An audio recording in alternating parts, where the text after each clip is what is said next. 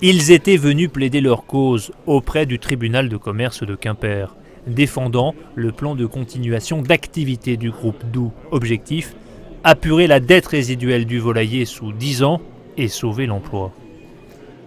Aujourd'hui, on est content d'avoir une unanimité de tous les représentants à la fois du personnel, des créanciers. On a un plan qui est soutenu par 90-95% des créanciers et également par les pouvoirs publics.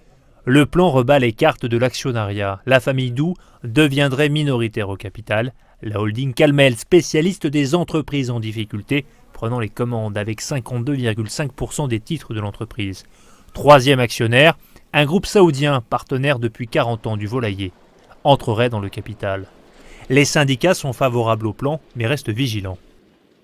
C'est une obligation, sinon on pourra dire qu'on sera peut-être de retour dans quelques temps ici si on ne modernise pas l'outil. Voilà.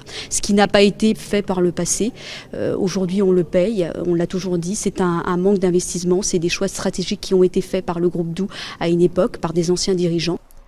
Il y a un an, 1000 emplois avaient été supprimés avec la liquidation du pôle frais, un spectre que les syndicats redoutent.